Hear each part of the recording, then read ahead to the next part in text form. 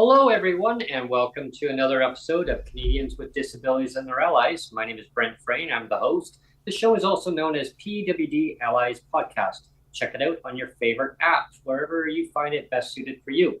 Today, I have Meagan Gillmore joining me. Meagan is a reporter from Ottawa for the Canadian Affairs, CBC, and AMI, which is Accessible Media. Hello, Meagan, and thank you very much for joining me. Thanks so much for having me.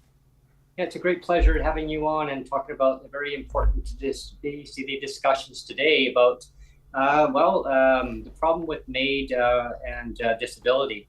It's definitely hot topics, and we'll dive right into it today.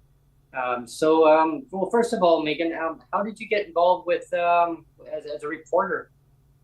Sure. How did I get involved in reporting on MAiD? Yeah. And just for those, just to be super clear, we are talking about medical assistance in dying, or what Canadian law refers to as medical assistance in dying. So back in 2016, I started contributing to several programs on Accessible Media Inc.'s audio channel at the time. And then in 2019, I started doing some more work for their flagship morning show. And in 2019, as listeners or viewers may remember, that's when the Accessible Canada Act passed, and AMI had been covering that act, the whole process of developing that. So they decided, as 2020 started, that they wanted to create a role where I would come on and report on accessibility related news. And the idea of this way back then was actually to monitor the implementation of the Accessible Canada Act. So one of the first things I did was I read the mandate letter for Carla Qualtrough, who was then the Minister of Employment, Workforce Development, and Disability Inclusion.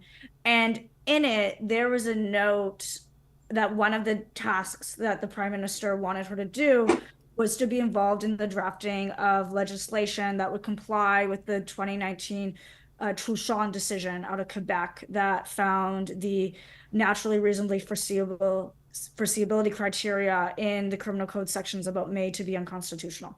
So yeah, I just saw that in Carla Qualtrough's mandate letter and mentioned it to my producer as, this is something that we need to be focusing on. And then at the end of February 2020 is when the federal government first introduced legislation to expand MAiD beyond naturally reasonably foreseeable death.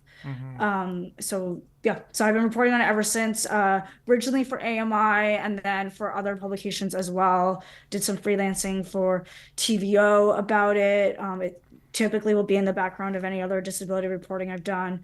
And then in my current position, I'm a reporter at Canadian Affairs, which is an online news outlet. I do a lot of writing about MAiD, and this past year, particularly MAiD for mental illness. And you've been on with now with Dave Brown a couple of times, or a few times at least.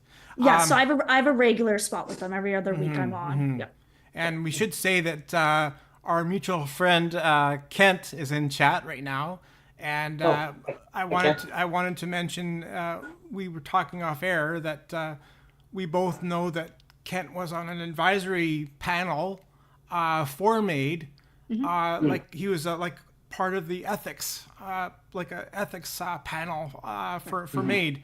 And I've talked to him a lot about it, and he was saying, initially when they first brought in MAiD, it was hard. It was really, really hard to to qualify for MAiD. It was that he in his words, he says it was almost impossible, because the way it was before, you had to be like totally cognitively aware right till the very end and say, yes, I still want to do this, and then they would allow it.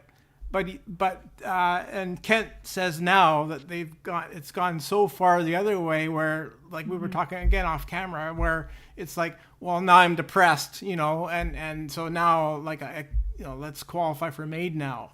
So it's really gone through a slippery slope now of, and that's what we can talk about, how it was originally introduced as a potentially good thing, and it's gone a little bit too far the other way now. Yeah, that's why the problem with MAiD and disability, how it's combined, it's a correlation there, and aid before MAiD, and I guess that'd be something that we could dive into also. Yeah. What's your view on that, Meagan? My view on which specific aid before MAiD. Sure. And so just for clarity, what we were saying is that before, particularly disabled individuals or individuals with disabilities are found to be eligible for MAiD, that we should be providing them with the supports needed to live an independent life. I would say what people are calling for in the aid part of it, and the increased social supports, whether that's financial supports or access to employment, access to accessible housing, what have you, those are not new requests or demands. That's nothing new. People have been saying that for decades. Yeah. It's just now there's this added element that the way the Canadian law is worded, and the way some people conceptualize of MAiD and what the different criteria mean, is that yes, it is possible for a disabled adult in Canadian, an adult disabled Canadian, to die to have a medically assisted death, and before they're given any access to support that could help them. There's just a little nuance that I kind of like to throw in whenever I can, is we do, since 2021, we have talked about track 1 and track 2 MAiD. Track 1 for those whose deaths are considered naturally reasonably foreseeable, and track 2 for those who meet all other eligibility criteria but whose deaths are not naturally reasonably foreseeable. The phrase reasonably foreseeable is not defined in Canadian law, and the criminal code says specifically that there does not need to be a medical prognosis of how long somebody has to live. So that phrase is interpreted wide. There's a wide range of interpretations depending on who the assessors are. So I know it can be easier to talk about MAiD in end-of-life circumstances and then in non-end-of-life circumstances, but it is quite possible that given the way the law is written, that even under track 1, someone is not necessarily at the end of life as you may typically conceive of end of life being. Yeah. Well, and again, what we were talking about off the show as we were preparing, there's no, I've lost my train of thought again. There's the well, there's the two things, is one of which is the doctor's oath thing of do no harm, right? And I mean, the MAiD question seems to fly in the face of it a little bit, right? So that's point number 1. And point number 2, as a man of faith like I am, I think that all life is sacred, and I'm one of those people that believe that God brings us into this world, and basically God takes us out, right? And so one of the potential problems for me as a Christian is like, we're taking God out of the equation. And some people are going to say, who cares? and I mean, that's fine. But for me personally, I don't want to say who cares to that, because I do believe that all life is sacred, and that God should have a final say on when we clock out on, right?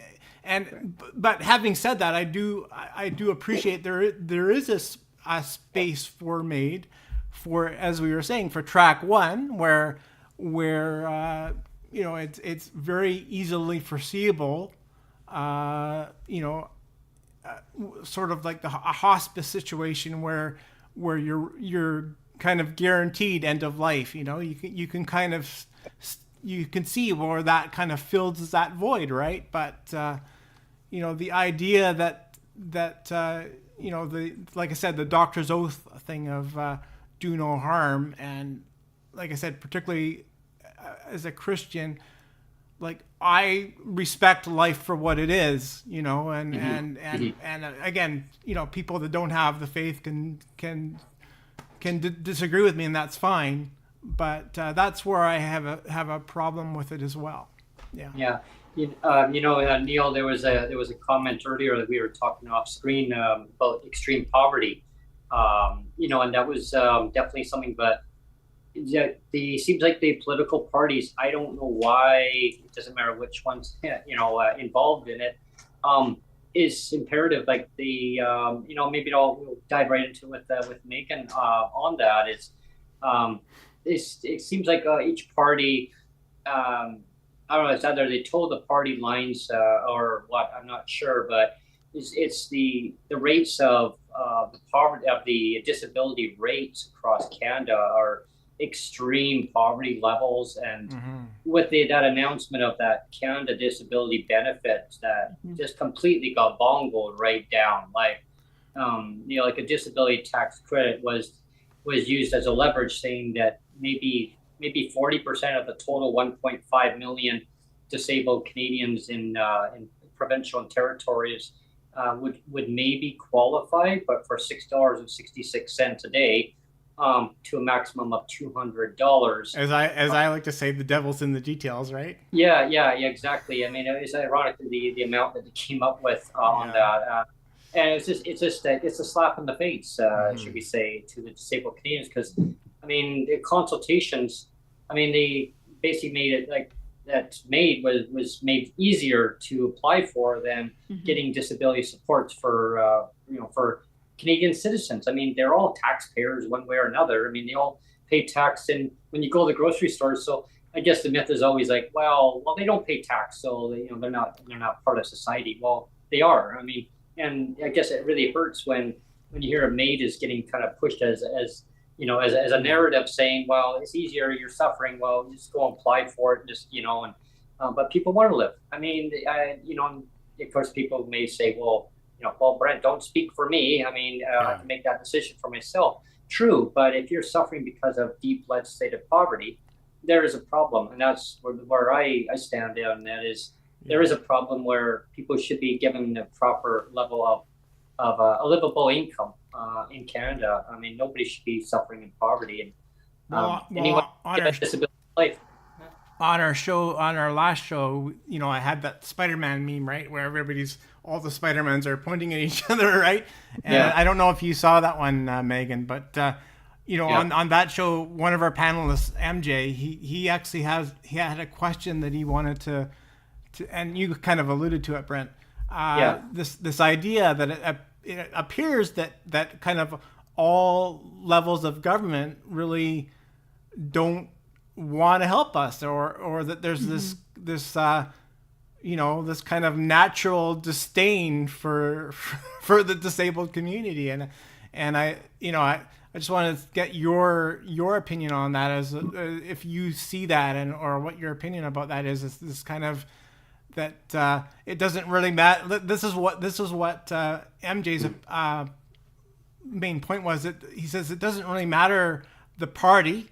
Like he says, all parties just have this kind of, seems like a natural dislike for people that are disabled, because the rates are just suppressed, and it just like this kind of ableism just keeps bubbling up to the surface, and I just wanted to get your opinion on all that. Sure, on the government parties. So also for those of you who've been keeping track with the timelines at home, February 2020 is when the federal government first introduced legislation to expand what Canadian law calls medical assistance in dying to those whose natural deaths are not reasonably foreseeable. September 2020 is when they first announced their intentions to create the Canada Disability Benefit. So I know some people get irritated by how those two topics always get intertwined. Yeah, yeah. And sometimes in my reporting, I do try to kind of untangle it a bit, because there are disabled people in this country who are gainfully employed, like are not living in poverty, and are still, because of other social factors, forced to consider MAiD.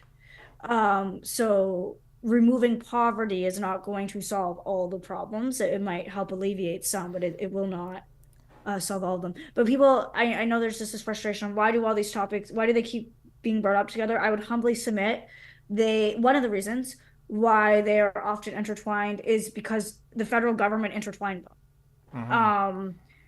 You're right on that. Yeah. That's what happened. That's the timeline of it. And then even in the legislation and the criminal code in the section about medical assistance in dying, when it talks about quote unquote track 2 MAiD, so for individuals whose deaths are not reasonably foreseeable, it says that you need to be informed of all the possible supports to help someone, including community supports or disability supports.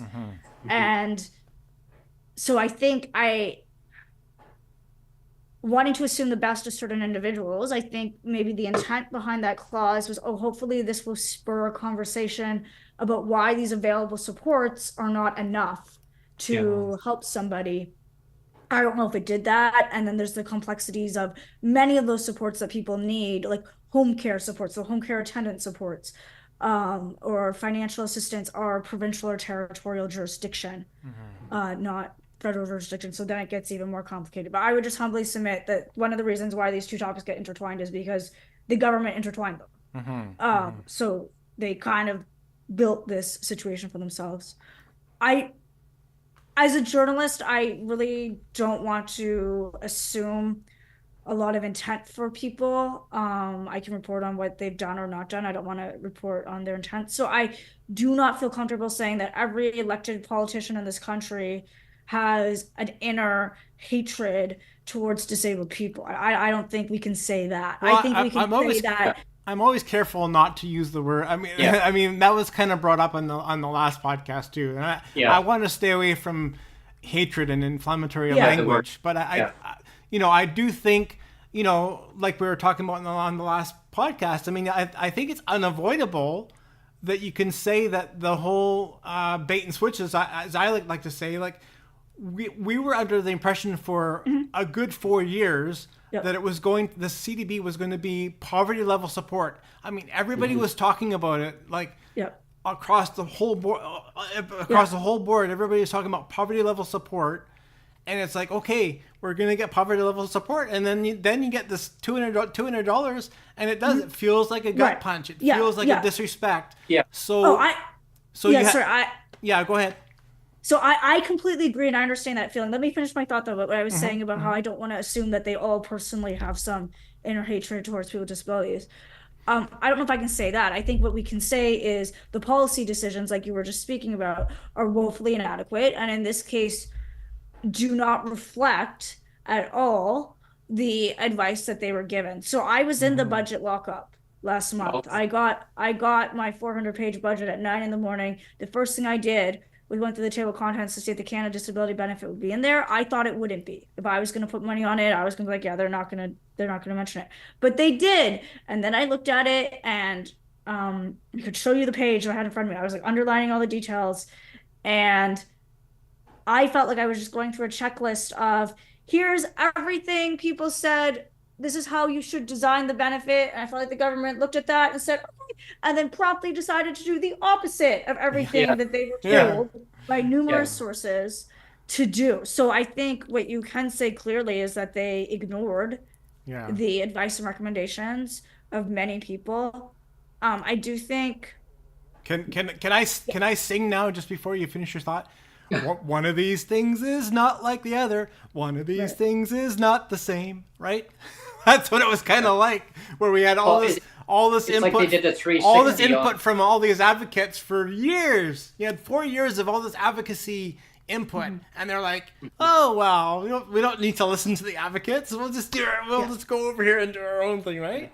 Well, and I think it really came down to just a policy, or like something like a decision that they made, and when they just ignored it. And you're right, Meagan. Like it's like they ignored all the advice, all the lived experience stories, all the testimonies, and they just completely went and did completely the opposite. And I think I guess you hear the outrage on social media. It doesn't matter where it is, and stories that lived experience stories, and people feel betrayed. I mean, they feel let down by the federal government, because even the provincial governments and territorial governments were actually relying on the federal government to come through with a historic benefit of all kind system that was going to be there to support people either for accessibility needs, home care, like care for devices that they need, financial support, whatever it may be. It was going to be a huge historic event, and it turned to be completely opposite. And then I hear that they say, well, this is just the first step. This is just There's the more to beginning. do. There's more to do. That's always the key. The magic word, Yeah. Stay tuned. I've been trying to keep tabs on the chat, so I'm Okay. trying to be a good producer, and Kent has a couple of questions. I'm going to try to roll the two questions into one here.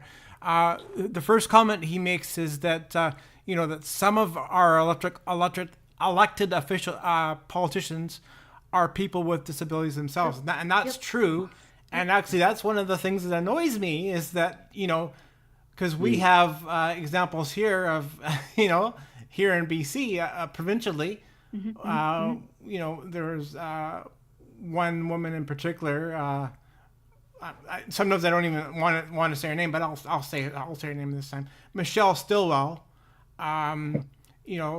She was a Paralympian that took our bus pass away, and and it's like, are you really advocating when you take something away and say, well, it didn't work for 5 people. It didn't work for 5 people. The 5 people that I consulted, it didn't work for. So I'm just going to dismantle this whole thing and take it away for everybody.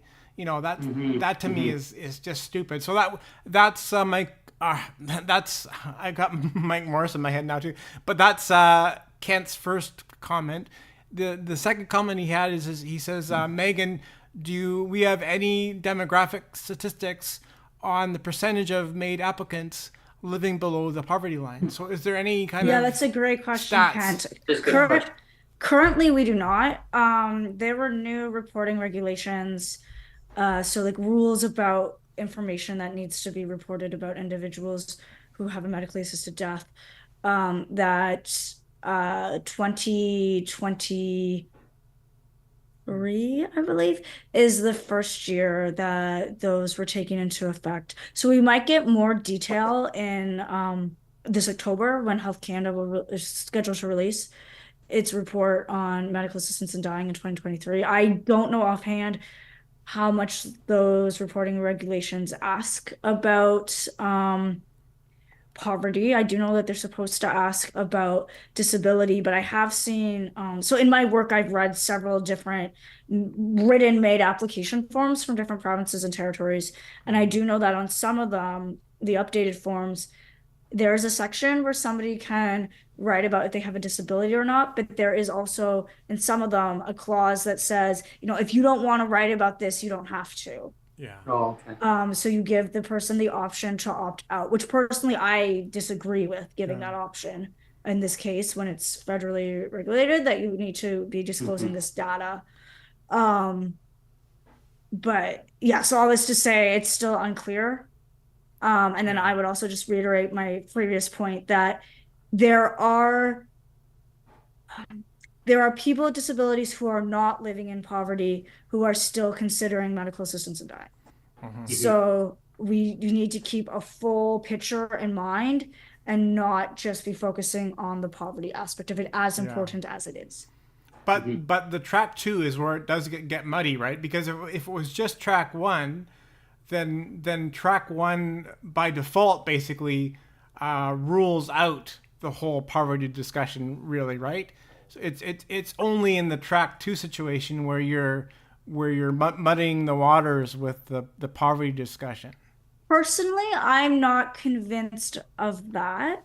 Oh, really? I don't think track 1 is as stringent as people think it is in terms of its quote unquote safeguards. So what is often perhaps what we often do in my industry is we often don't, because of space, we don't have time to describe everything. But in 2021, when the law was changed to allow MAiD for people whose deaths are not reasonably foreseeable, there were also changes made to what we now call track 1 MAiD.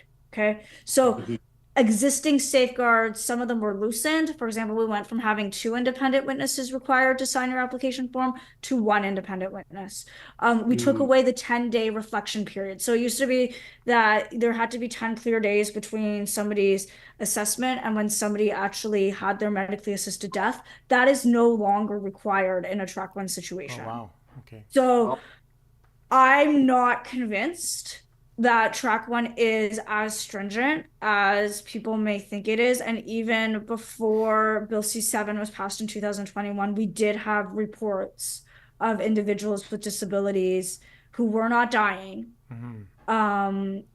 getting medically assisted deaths. So I think that the way the legislation is worded itself and the different policies that have been put in place to support it, I think leave room for questioning how stringent.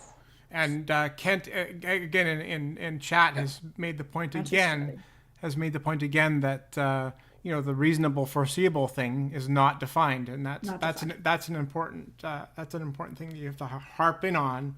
Is when you don't have clear definitions of things, that's a problem. Right. And I just want to be clear, like in my reporting, I speak to people with a wide range of opinions on this topic, a wide range of experiences. And some of the people who have been most vocal in their criticisms of this law and of the progression of it are individuals who themselves are physicians who were part of creating MAiD guidelines for hospitals and medical institutions. So I just want to be very clear for the public, like, yes, there are many people who are coming at this with and they lead with like maybe a religious tradition or like what would be seen as a more like moral argument. There are people who are strongly opposed to the direction in Canada and have concerns with the legislation who themselves may personally agree with MAiD. So I just think we need to be clear, like when we're describing where people's like opinions are on this, like the people who are raising concerns, like these are doctors who work in this field and in some cases have helped develop their team's approach to MAiD, and they are saying this law is insufficient, it is not good, it has problems. Yeah, that's important. Exactly. I mean, so there's that divide of being very careful, not going down a certain slippery slope on a certain topic regarding if it's regarding for poverty, or if it's because they're the person is just medically they just want to just tune right out and end their life because of misery of their medical condition. There's so many aspects, there's so many variations, and I think it's just on how legislation is written, really. And like you mentioned, Meagan, it's on doctors that if they're concerned, if they're concerned, then there's a big problem on how things are written and how it's dictated on the procedures. And stuff. And Meagan, that we did try to get Neil Belanger on from BC Ants. We tried. Hi, Neil. We tried very hard. We tried very hard to get him on. And the reason why I'm not on Twitter anymore because I just stay away from that toxicity of Twitter. But when I was on Twitter, I really, really honestly respected a lot of what Neil had to say about MAiD, because he was very good at staying in his lane and just stating the problem of MAiD, for like staying to the facts, right, and not blurring it, well, like we're saying off camera, like not pouring gasoline on it and just sensationalizing it and making it into a more of a monster thing than it deserves, right? And I really appreciate his, like, he just kind of sticks to, like, this is the problem of it, and let's deal with the problem of it without making it clickbait, you know. And like I was saying on the last podcast, I don't like clickbait for clickbait, you know, for just reasons of clickbait. Absolutely. You know, like you want to stick to the facts and truth of things, and I think that Neil Boulanger is one person that really sticks to the truth and facts about things, and I appreciate that a lot. So so we're hoping that he can come on soon and give his 2 cents about the whole thing too.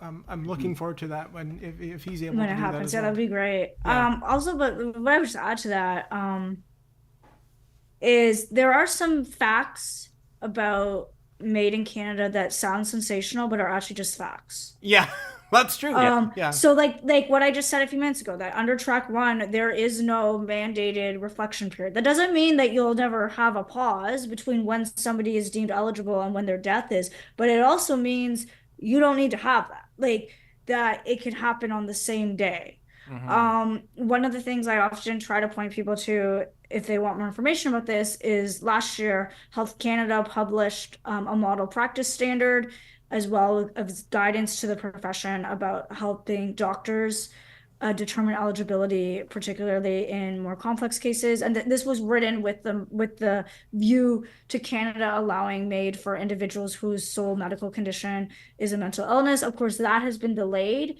until 2027. But so Health Canada produced, they put out a contract, and some people produced for them this model practice standard that is meant to be used in conjunction with the regulatory bodies, standards, and provincial and territorial medical professions. And in it, this model practice standard from Health Canada defines different things. And when it talks about that irreversible an advanced decline in capability is defined very broadly.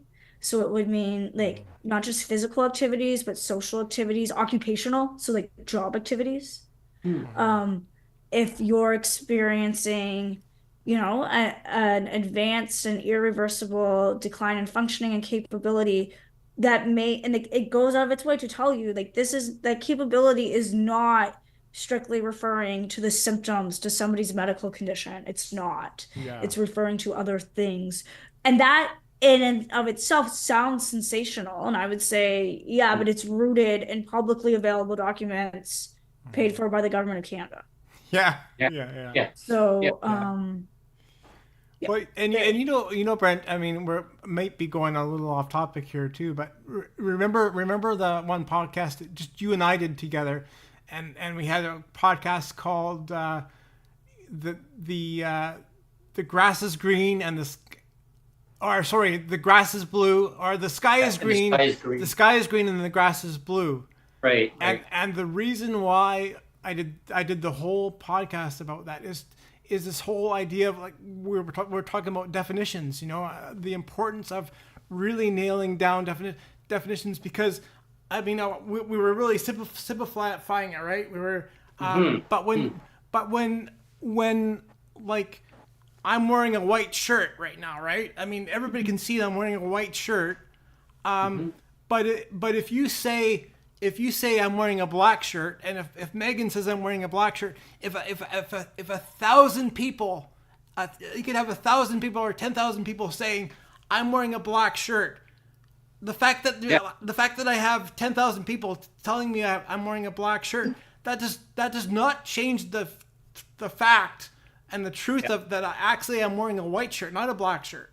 Exactly, it's reality. And the idea that we have government legislation that deliberately tries to pervert things. I mean, again, we're getting a little bit off topic here, but I like to talk about perversion. I don't know if you know about this about me, Meagan, but I've been fighting. I mean, of course, Kent in chat knows all about it. But yes, I've been fighting this whole thing about pink unicorns and this idea that the provincial government can pervert definitions, can go out of its way to pervert definitions and say that a survivor's pension is no longer a protected income, is no longer a guaranteed protected income. They're telling me basically that the sky is green and the grass is blue, or that I'm wearing a black shirt. And I know that I'm not wearing a black shirt. It doesn't matter if there's 10,000 people telling me I'm wearing a black shirt. I know that it's white. And that's a big problem that I have with a lot of government policy. They're trying to convince you of something that's not true, and it bugs me, right? It really bugs me. It seems to be, as long as it fills their narrative. Yeah. For whatever reason, I don't know, but yeah, exactly. I mean, it's to make the point that reality is that this is happening, and how do we fix it? How do we fix and rectify and look at what the inequalities are? What is it that needs to be brought to government's attention of saying, like, reality versus fiction? I mean, that's, people's lives, are at stake here in so many ways. Yeah.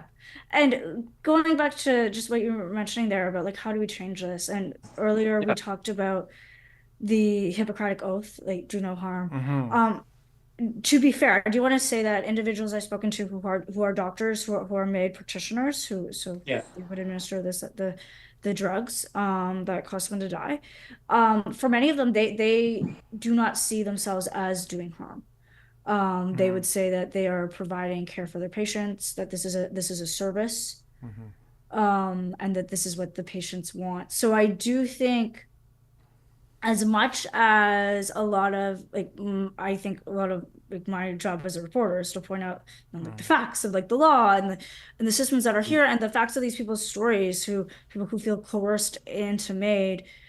There are some personal things, right? So people need to seriously think about, how do you define a good life? Because we spend a lot of time in discussions about MAiD, which in other places is called physician-assisted suicide or euthanasia. We spend a lot of time talking about a good death. That's kind of what the definition of euthanasia is said to be. And I would argue, to define a good death, you need to consider what is a good life.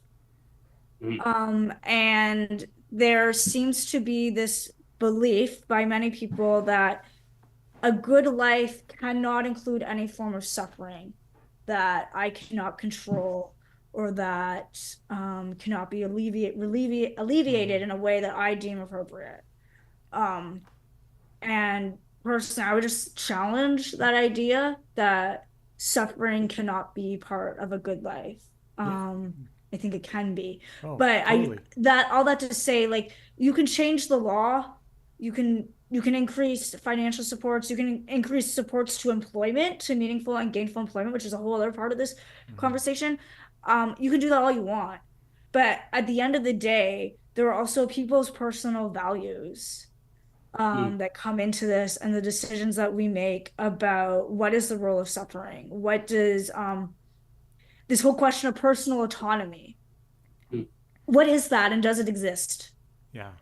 And like, is it wise to make that your deciding factor for life? Kent again makes the comment that relief of perceived suffering is not considered harm. That's his comment. Right, and that's the way that the law is worded. Like, it is very much based on an individual patient's perception of their suffering, not a clinician's assessment of it, which in that way Canadian law differs from laws in other countries. So in the Netherlands, for example, what in the Netherlands is referred to as physician-assisted suicide or euthanasia is very much restricted to a medical like last resort. If there is an available treatment that could, possibly cure your cancer or whatever, this cannot be an option for you. So, but like Ken is pointing out, in the Canadian law, the criterion really is an individual patient's suffering, psychological or physical suffering that cannot be alleviated in a manner that is deemed appropriate to the patient. And then we need to ask some questions about like, what all does that include? It's a very expansive definition. Again, the Health Canada model practice standard and guidance for the profession has some more details about certain advice that's been given to doctors, although there's still the provincial and territorial regulatory bodies. But the law itself really puts a big premium on individuals' assessments of their own suffering. Well, and getting back to the whole good life thing, I mean, it's one of those things that, I mean, that drove me to write the book that I wrote, my memoir, Daddy Bent Legs. Right. I wanted to show that a disabled life is not a bad life. It has humor in it, and so my book is loaded with humor. And this whole when we started the podcast together, Brent, we both talked about how important it was to really bring the humor out and not just be a podcast of just like railing against the government and complaining. Like, I really wanted this whole podcast to be, let's show a three-dimensional look of what disability is, the good, the bad, sometimes life sucks. Like, sometimes, you have a bad day, and we can talk about that. But the idea that you have your breaking with Brent, and you have your coffee time with Brent, and you have your traveling, I mean, all those things are good things, and they're fun things. And that's the thing that I wanted to really get across on this whole channel, is injecting the fun of, disability, it can be fun. Like, it doesn't have to suck, No. And I mean, we can show the fun of disability, but still be critical of government policy, and be strong advocates. We can still be strong advocates and call a spade, but I think it's really important to still have that, to still show the importance of that love of life that everybody deserves.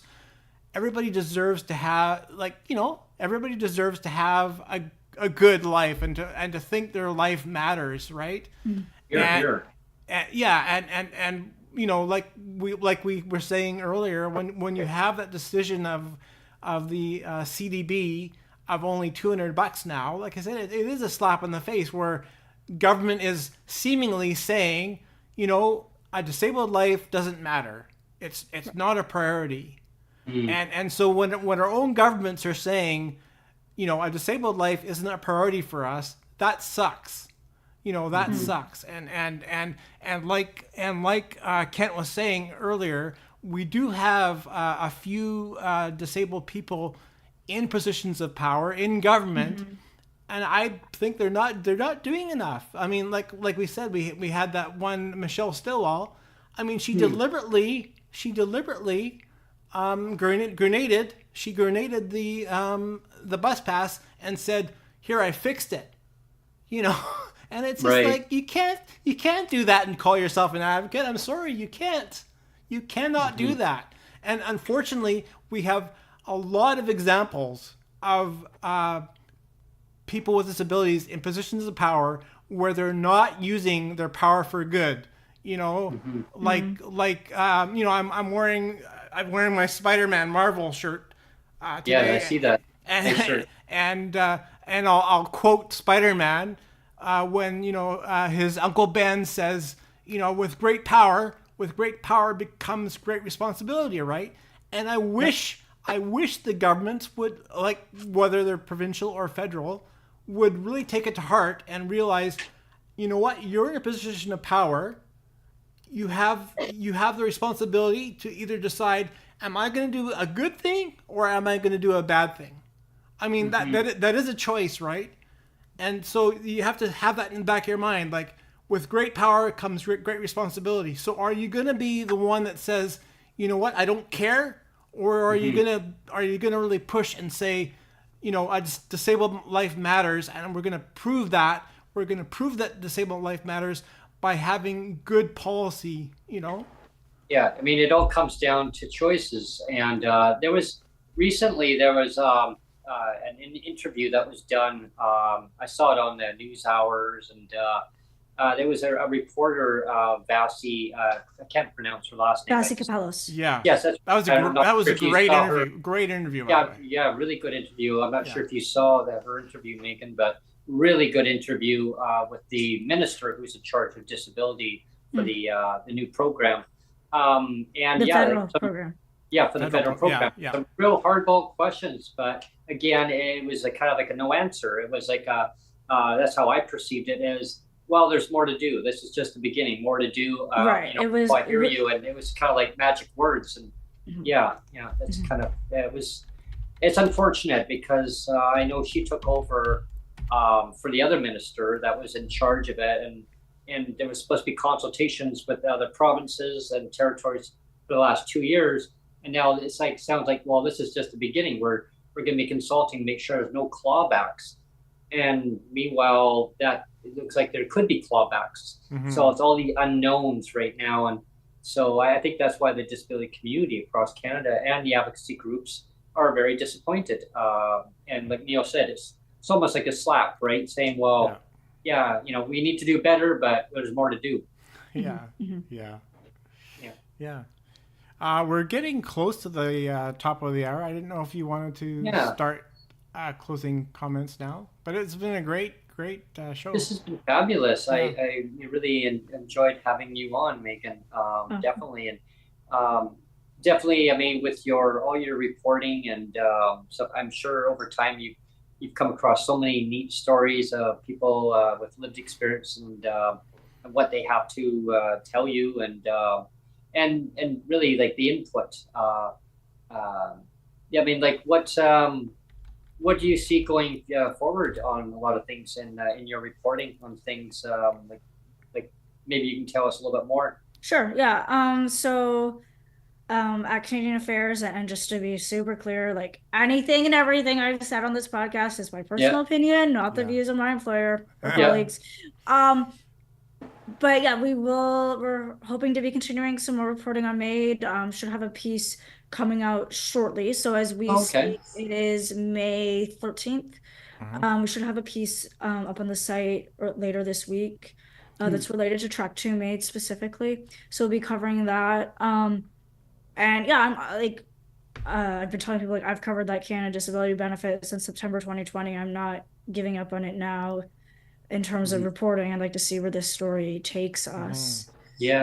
Particularly given that we will be in an election year next year. So and this is just my reminder that all political parties voted in favor of Bill C-22, which was the legislation to create the framework for the Canada Disability Benefit. So regardless of who you vote for, if you choose to vote, if they are a member of a party that is in the House of Commons, their party supported this legislation. And I think that is something that people need to remember, and that party leaders need to remember as we head into an election. There are 27% of Canadians over the age of 15 have a disability. So I would say one of the things that we need to do, and I put myself as someone with a disability in this category, is we need to stop thinking of this as a niche, small minority group. And I say that for two reasons. The government, we'll think about it as like, oh, a small group to say like, oh, this policy isn't going to impact a lot of people. 27% of your population has a disability. All those people have family or friends or co-workers or bosses or teachers or just like neighbors. No one is an island. But then I also think it can be really, really easy and tempting, and I understand this, as somebody who lives with a disability, to think I am the only one and nobody understands me, and I have to fight for everything. Because in some cases, that's true, you have had to. And in some situations, you were the only person, and you are the only you. Everybody is the only one of themselves. But I think that mentality can harm us in the public square. So when discussing first of all, I would argue any political policy is disability policy because people with disabilities are going to access your political policy and the decisions that you make. So, like, if you're listening to this and you're disabled or you're like watching it or reading or whatever, and you're like, you know what, I really don't feel like I want to write or advocate about social benefit structures because that's really complicated. And I don't really know how you're supposed to make a financial benefit, like the Canada Disability Benefit. I agree. I don't really know how you're supposed to do that either. But you can still advocate for other things. Like, don't feel like you need to be like kept inside this box what we consider quote unquote disability issues. Yeah, it doesn't have to be it doesn't Yeah. have to be a big ticket item, right? It can be the smaller stuff. Yeah. Yeah. Oh, absolutely. Like everything fits together and everything plays a part. Yeah. But 'Cause there was, yeah, go ahead. One of the I things. was- Oh, sorry. Go ahead. no, finish what you're saying. One of the things that I kind of find that's kind of funny in a non-funny way is this idea that, you know, they they said that the CDB was going to be in the spirit of the CRPD, right? The Convention on the Rights of Convention Persons on- with yeah. Disabilities. And Yeah. so it's in the spirit of that, and that was signed on back in 2010. And what's happened with that, right? Yeah, 14 years later. I mean, 14 years later, and it's just sitting there like a stalled car, you know, rusting out in some old garage somewhere, and it's just like, you know what, like you can only say in the spirit of so many times before like it just becomes tone deaf, or like this, you know, the whole boy calling wolf or whatever, Wolf, right? Yeah. And Well, you know, one thing that, yeah. you know, I've always mentioned right from day one, Neo, is, you know, anyone, it doesn't matter who it is in life, I mean, will develop a disability one way or another. Either it's going to be, you know, invisible disability, physical disabilities, or both, or many other disabilities. As we get older, we do, unfortunately, we do get more disabilities. And so as the population ages, that number, I'm glad you mentioned that, Meagan, because that number will grow. That number keeps growing higher and higher. And society just has to recognize that, yes, like people do get disabilities. They're going to be taken care of financially, or they're not living in poverty. Some are living in poverty, but we all get disabilities. And I guess individuals who are on government support systems across the provinces, it just needs to be that Canada Disability Benefit needs to be recognized as as a historic one. It's either, some people would say, well, it's up to provinces to take care of their own citizens. True, it is. But with the federal government saying, well, hey, we're going to take the lead and we're going to show an example.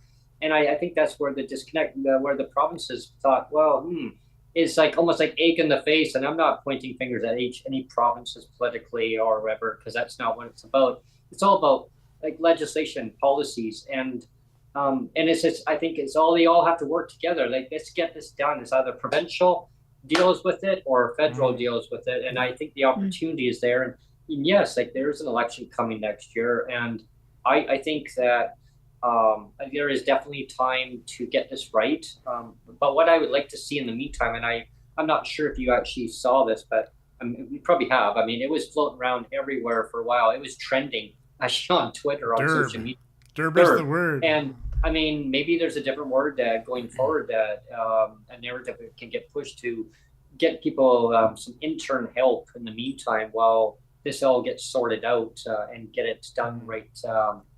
Yeah. So, I mean, I don't know. I mean, I don't want to put you on the hot spot, but, you know, I mean, what would be your opinion? I mean, maybe not stating like what has to be done, but what would you like to see? Like, I mean, like an intern. Your crystal ball. What do you? Yeah, what would you see if you had a crystal ball? What would you see? What do you see of the CDB in 2 years, or well, let's say in 5 years' time? Where is the CDB going to be in 5 years' time? Oh, yeah, I don't know if I can really. You know, journalists are actually kind of like reluctant to try to predict the future. It's not really. Yeah, that's true. In our skill set, I understand the arguments that people have made for what has been coined the DERB, so the Disability Emergency Response Benefit, modeled after CERB. There are also some critiques of that argument that I think are worth paying attention to, in the sense of the thing with a financial benefit like this is you want to design it properly. Mm-hmm. And so I think we need to be more precise about what we mean when we talk about modeling something after the CERB, the response benefit during COVID, because then years later we had all the reports of people being forced to pay it back because the CRA decided that they weren't eligible again. So I think there are bigger questions that we could be asking. I think we do need to look at re-examining the disability tax credit and who is eligible for it, and what is the process like to get it, but also why is the Canada Revenue Agency the agency that's used to administer social programs, right? Because so this is my little plug as we're ending like tax season. Like, why, like, people are like, why should I file taxes if I don't have an income? Because there are certain benefits that you can only get if you filed your taxes. Why should I try to get the disability tax credit if I'm not going to be able to earn enough money to make it worth my while? Well, you can't get a registered disability savings plan right now unless you have a disability tax credit. Love it or hate it, that's the system that we have at this moment. And kind of do have to learn how to play within the system's rules. I think that it's kind of like when people are like, I'm mad at my local councilman or politician, but I never voted in an election. So I think my concern is people with disabilities just checking out of the political process altogether. And I get it. Like, I understand it was 4 years of a lot of work and a lot of advocacy, and what the budget gave for the Canada Disability Benefit is completely insufficient. It's the opposite of what they were told to do. It's insulting to a lot of people, and you compare that process with the CERB process that people got quickly, and they got immediately. And I think that's really what people are saying when they say that they want a DERB, is that they want something that is more than $200 a month, shocker, and that is easily accessible and easily applied for. That's really what people want. So I think if we could maybe reframe the conversation to be about, this is what we would like a benefit to look like, instead of calling it the DERB or whatever. That might be more helpful for people to understand what exactly people are calling for. That's a good way of there's two questions two comments that I wanted to get into just before we finish up. Toronto Dan's in chat, so we have Dan in chat, and he says, hello, Dan. This was a really good discussion. He says, thanks for everyone for sharing. And then Kent's final comment was, why is there a disabilities minister but no disabilities ministry? And that that is so true. You know, that's and again, that kind of goes back to the, of making choices. Like, the government makes choices to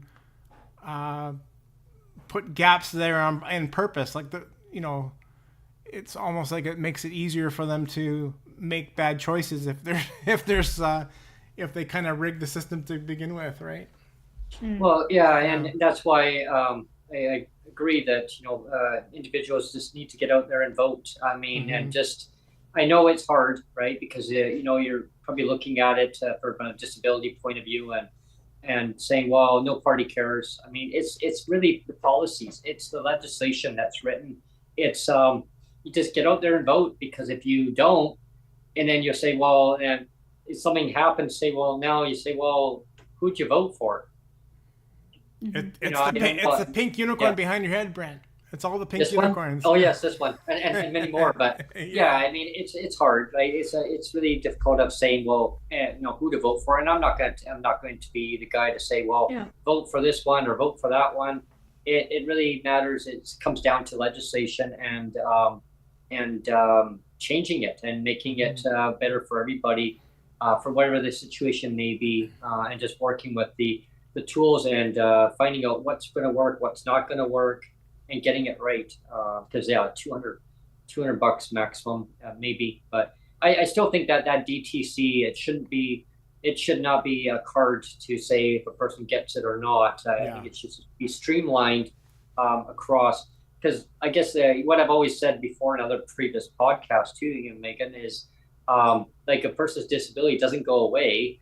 And they should automatically get whatever program is actually set out there automatically to them, not as a pre-qualifier of saying, well, you need a DTC in order to qualify. Well, doctors have already determined what the disability is, right? I mean that's why we qualify for provincial disability, is because a doctor has already assessed everyone and said, under medical opinion, that a doctor has said, you know what, you're disabled. And medically assessed and designated. You've been medically assessed and designated as disabled, and that should be enough. That's why my family doctor, he did refuse to fill out the federal one. He said, no, you're already designated as a disabled person in BC. Well, I mean, what changes? What federal? What? I mean, so yeah, and I think a lot of people fall into that category too, or they're doctors, and now you can't even find a doctor to even do that. I mean, so. I know. I mean, in my opinion, I'd like to see that DTC. I mean, not even as a pillar to get any kind of benefit. But I do encourage people to file their income taxes, because there are GSTs, there's other tax credits, there's climate tax credits that you can get from your provinces. There's a lot of other taxable benefits that you can get by filing your income tax. And maybe, who knows, I don't have a crystal ball, and maybe that, there might be something magically down the road, who knows, with that federal government might actually do things the right way. I mean, I really hope so.